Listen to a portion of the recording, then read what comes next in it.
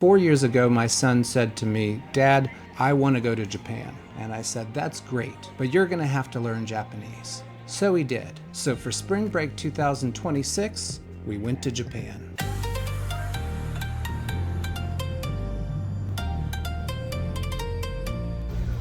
We made it. It was a 13-hour flight from Chicago to Tokyo. Going to the store. Tokyo. That's right, our first Family Mart experience. We probably spent 20 hours in konbinis while we were in Japan. We went back to our hotel with our snacks, and let me say that the hotel was cozy, to put it politely. But we were only staying for one night, so it was okay. We're trying mall food, and it's so spicy I can't even talk right. This meal ended up being in our top 3, without a doubt. It was spicy, it was savory, it was just what we needed.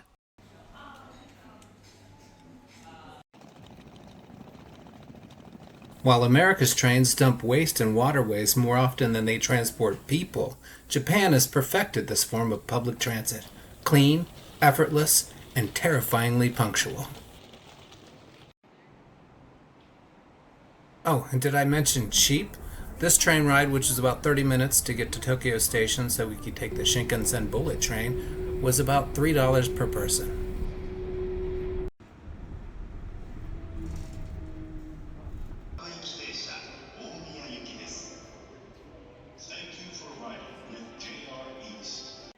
Don't forget, no dynamite on the train.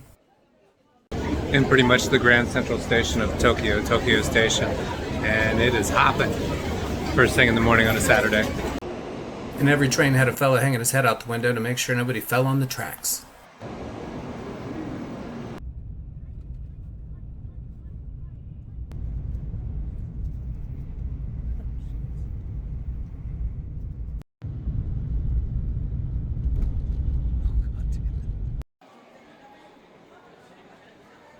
Sure this is a Chinese thing.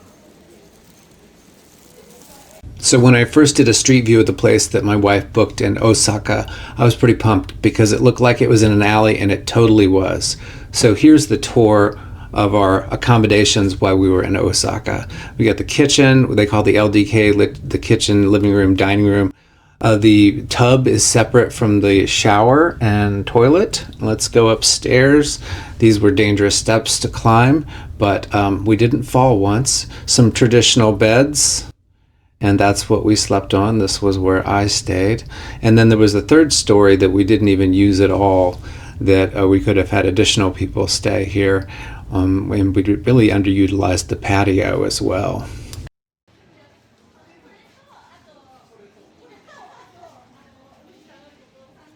This place was great. It gave us 6 vegetable side dishes. It was about $6 per entree. My wife got a bowl of soup, and I got the cod soup, which was absolutely delicious.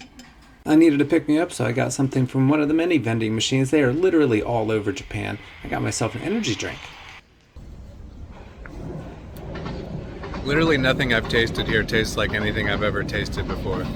One of the main reasons we wanted to be in Osaka was because of the Namba district, which is pretty much heaven for nerds. If you like video games or anime, this is the place to be in Osaka.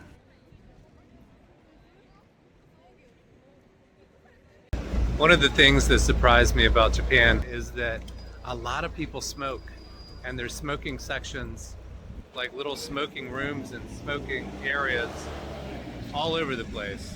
Sam decided to check out Namba alone, so we went to a chain place called Ringer Hut, and I got my vegetables in, but it was just okay.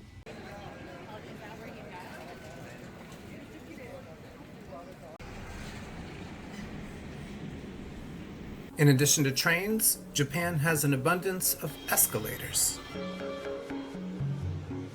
Sam spent most of his time in Osaka at Taito Station, a 5-story arcade where he played mostly rhythm games.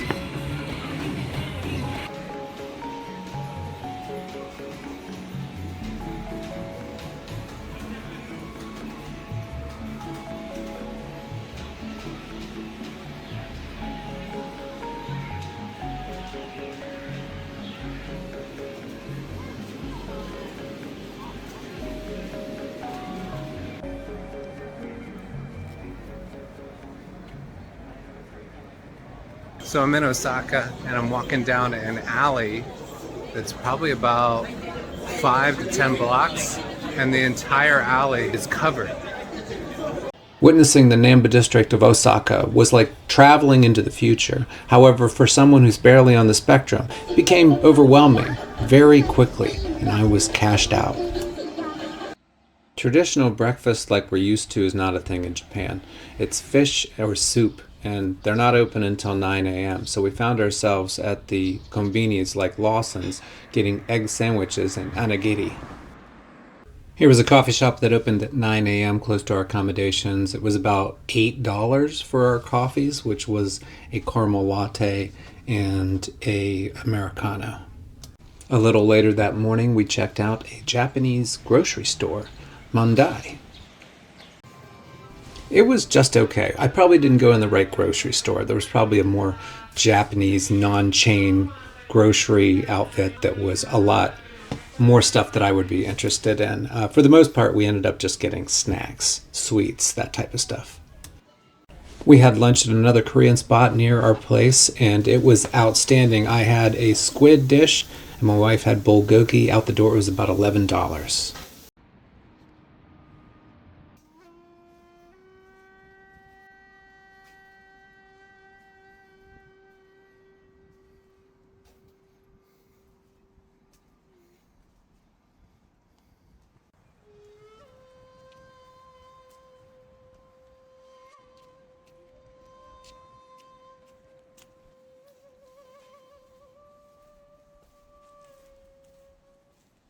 These original structures were built over 1,000 years ago. But in 1945, the United States firebombed Osaka and many other Japanese towns and burned these monuments to the ground. It definitely made walking among these structures a lot more heavy with that knowledge.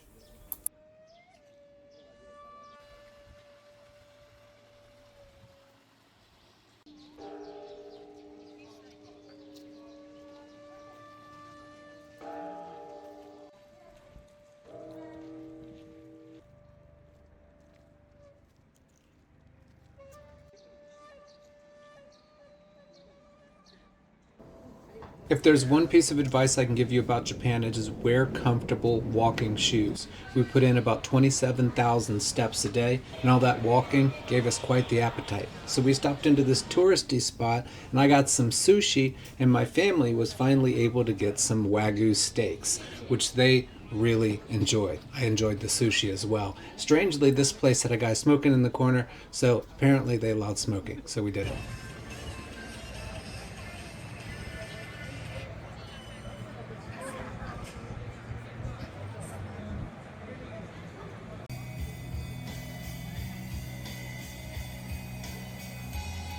It's too much.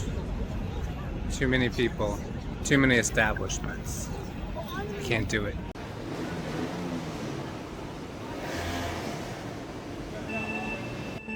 I ain't doing that shit.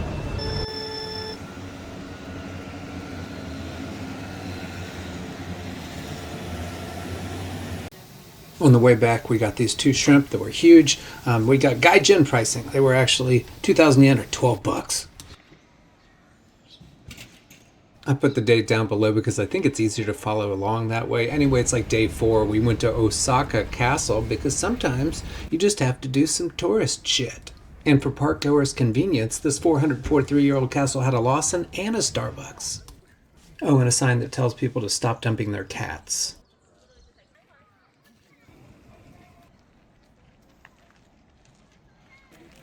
Sam was asked to take some other tourist photos, so we did. And I tell you, being a tourist here was enjoyable. There was no admission to get into the park. There's admission to get into Osaka Castle itself, but we chose not to do that. And we were getting hungry, so we went and grabbed some grub. Sam got the shrimp tempura skewers, and we got some gyoza, and these are long potatoes, or french fries, really long french fries. But they accidentally gave us 2 orders because they didn't understand what we were saying. So I ate way more fried food than I should have that day.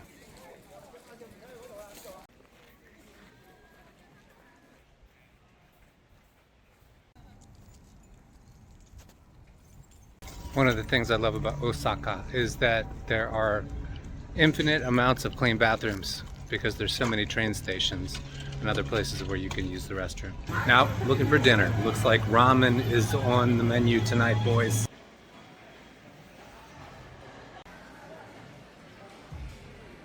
In our wandering quest for ramen, we stumbled into a large seafood market. These oysters are like massive. This is insane. I'm not coming back, you guys. Look at the size of these shrimp. That is insane. Sea urchin, the biggest. Like, this is just massive. We got distracted, never found ramen, and Sam bailed on us again, so we ended up going to this food hall and decided to get burgers instead. It was a nice change of pace because it was quiet in this spot, and the burgers were delicious and only cost about 16 I haven't bucks. seen one at all. I mean, I love sriracha, but I've had the same container for about a year, so this seems excessive. Sam made friends with a Japanese teenager, and they hung out for hours doing karaoke and playing video games.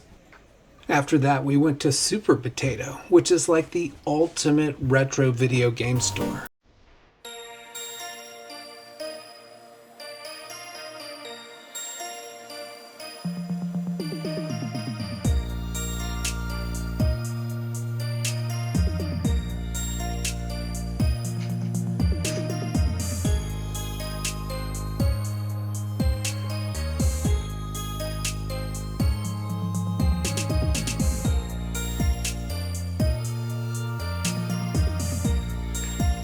And we finally found ramen, and it was delicious, and it was only about $19 for the three of us. Gonna be honest, I didn't really mind the konbini breakfasts. I wasn't sick of them at this point.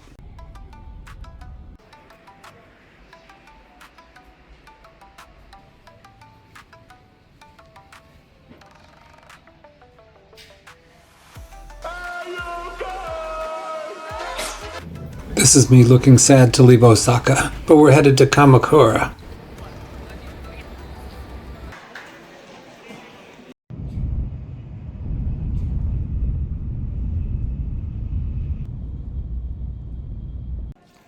In Kamakura, we came to the end of the line. Quite literally. This is where the train line ended. It was quite the contrast to go from the Shinkansen bullet train to the Enoden line, complete with its beautiful hardwood floors. It had been rainy pretty much all day, and we arrived at our accommodations in Kamakura, a few blocks from the beach.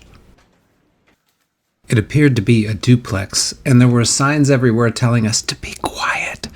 So I'm going to be quiet the rest of the tour because they really wanted us to be super quiet because the people could hear us on the other side apparently, and that became a real problem for us later.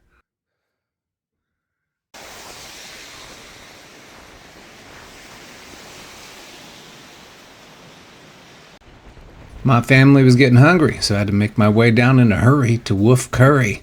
Found out they were cash only, which was unfortunate because that means we only got 2 bowls of curry for our 3,000 yen that we had in our pockets.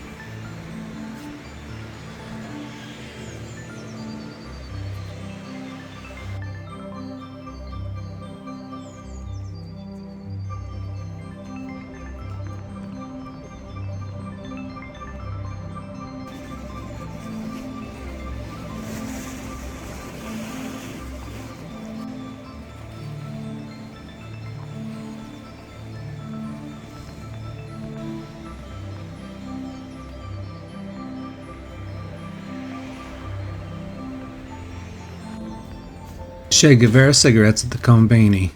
When I stopped at the coffee shop closest to our accommodations, I knew I was about to pay a lot for this coffee after reading the life story of each of the people who roasted the beans. Don't forget to turn off the water heater.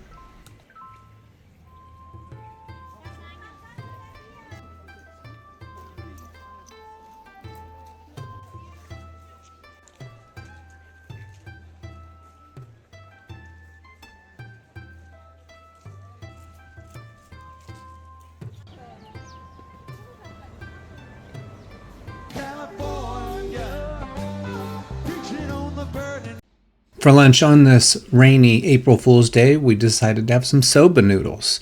And they were kind of bland, not a whole lot of flavor, but it did not stop me from finishing the entire bowl.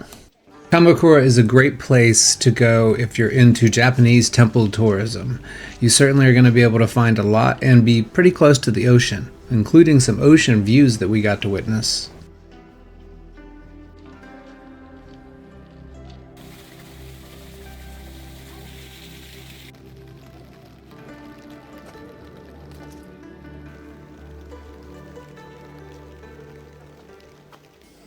We went to this little shop to make silver rings, and it was pretty cool, except I really didn't expect to be working as hard to make my own ring. I felt like an elf in a workshop. Our trip wouldn't be complete without trying Japanese McDonald's, so I had a teriyaki egg burger, which was okay. It was actually not a burger, it was sausage with some weird sauce. Today we were going to take a couple trains, including the wooden floor train, back to Tokyo, to Shibuya. Oh, the famous Shibuya crossing, where everyone crosses every direction all at once and somehow doesn't run into each other.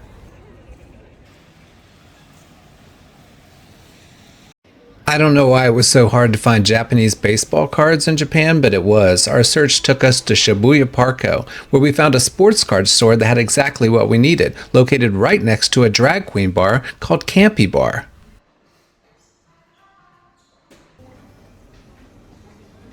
Haven't done anything wrong. We had Tully's, so we wanted to try Dutour. These are like the two biggest coffee chains in all of Japan. Jennifer had this app that told you where all the smoking spots were in Japan, but they weren't always open. It was lunchtime, so we decided to grab some more ramen, and this looked like my spot. Look at this kitchen. Perfect. I was ready for some deliciousness. She came up to me to give me a bib because she knew it was going to be a problem for me. The next station is Shintoyosu U15. I awoke, not knowing where I was. Turns out it was in front of the clay wall at teamLab Tokyo.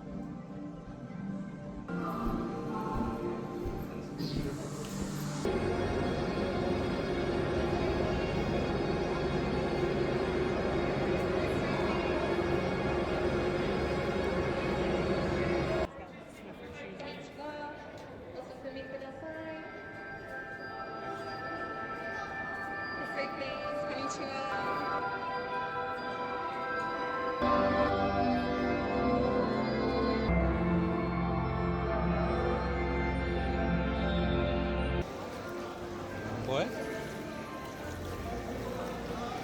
Well, some kid.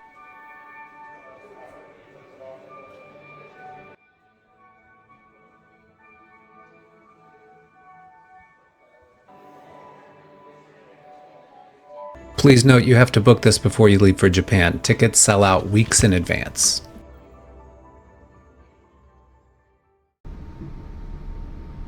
Station is Shinbashi. We arrived at our next stop in Enoshima just in time for Jennifer to help some other tourists figure out how to get in their lockbox for their rental.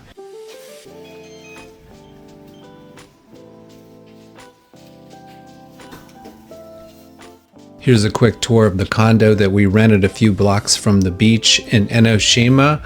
It was really one bedroom, but it was split up by a divider. It had a nice little kitchen and stove area. They always divide all the recycling. This is where we ate. This was where Jennifer and I slept, and it had a nice little patio. We headed out early to beat the crowds to see Enoshima Island, and on the way we got to see Fujisan.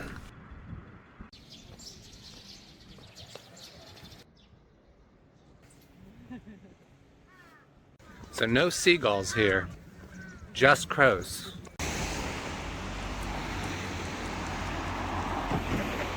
Finally, a real breakfast we were used to, and boy were we ready for it. I got eggs Benedict and so did Jennifer, some coffee. It was absolutely delicious and probably our best breakfast the whole time.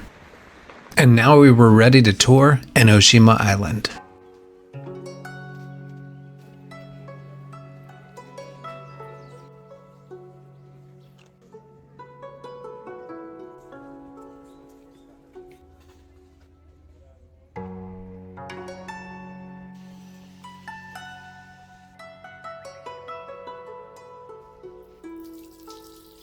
The legend of the Ryren Bell of Love is that the goddess Bezetan fell in love with a five-headed dragon. That tracks.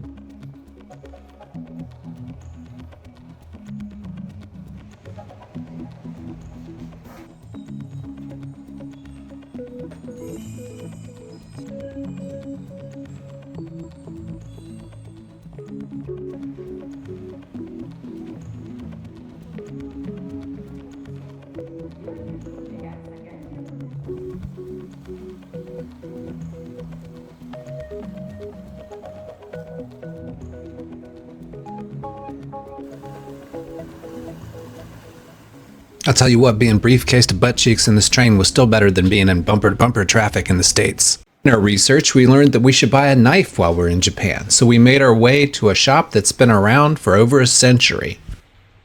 And this is by far the sharpest knife I've ever owned.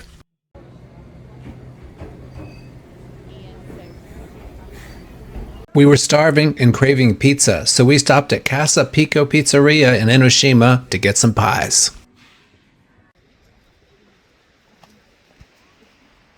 At this point in our trip, I was very disappointed in how little street food I had consumed, so I knew it was time to put some squid balls in my mouth. And they were pretty overrated.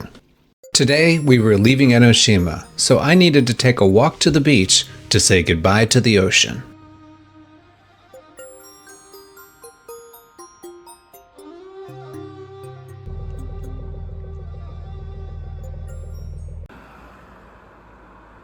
Random things I felt important to note here. This was my favorite snack, tough, really hard, chewy gummies. And then this is what an electric panel looks like in Japan. And this is a bathroom, and they always have the shower in the main room of the bathroom. This was our train station in Enoshima. Hey America. What are we doing? Just make sure your IC card is topped off and you're good to go. Our go-to bathroom spot in Akihabra was on the 5th floor above the McDonald's, which had a karaoke room and a smoking room with a city view.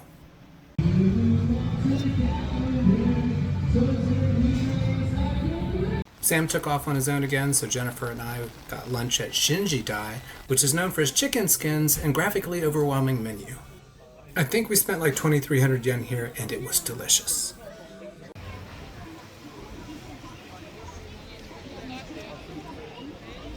We met back up with the boy and it was time for some viral Japanese food. I really hate viral food. It's not viral, it's just popular. I got the crepes, friggin' delicious.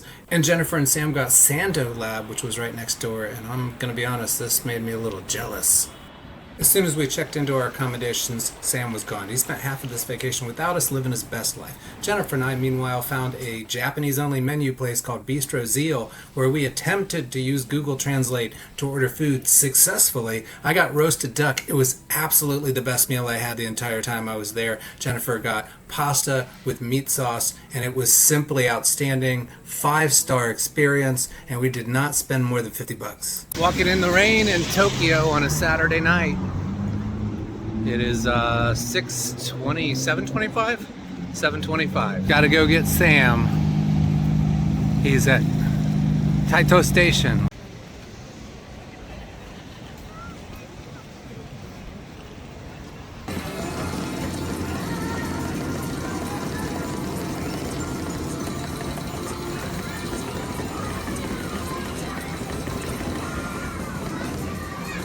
That's insane.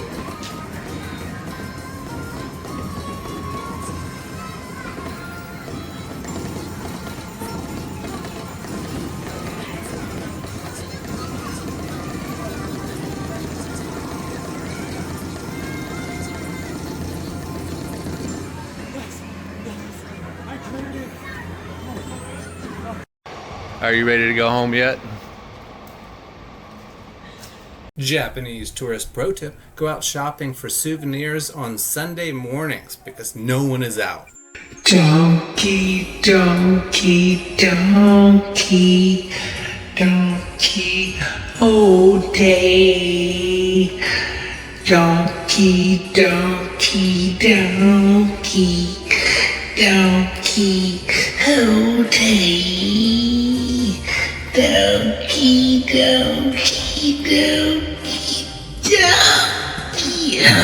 Nearby, there was a line at the casino that stretched 8 blocks because every time the casino adds a new game, it's supposedly lucky.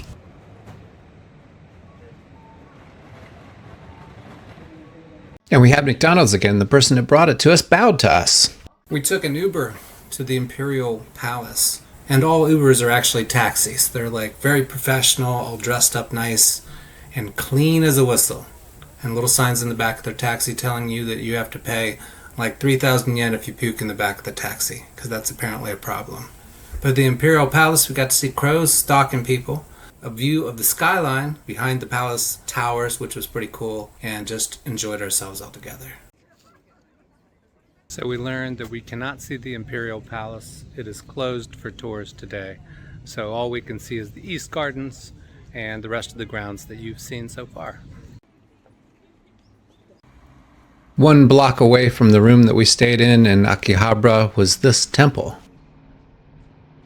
So oddly, nobody in my family wants to actually get real sushi. They can only handle American sushi. So I'm going to get sushi for lunch.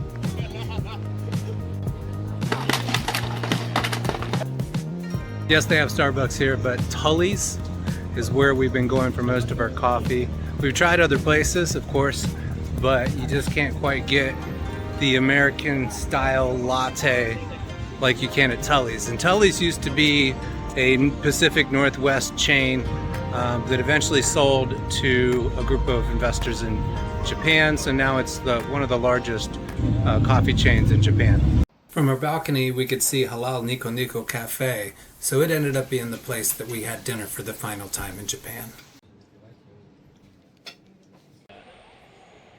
After dinner, Sam and I went to check out Yodabashi Camera, which is a lot more than a camera store, that's for sure.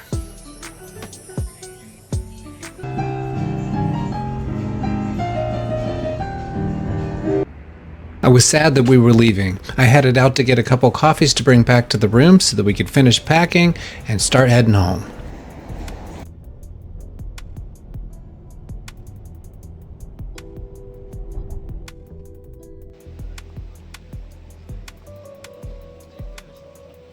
So we're all checked in, we got our baggage checked, went through the security checkpoints, all that stuff.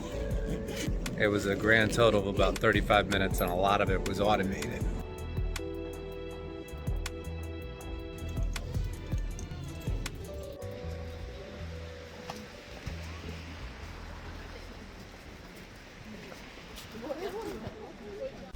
Since we've been back and people have asked us how our trip was to Japan, I've responded the same way. Life-changing.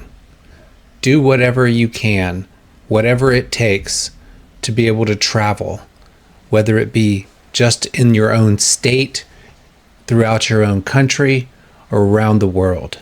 It will improve your life so much. Do it.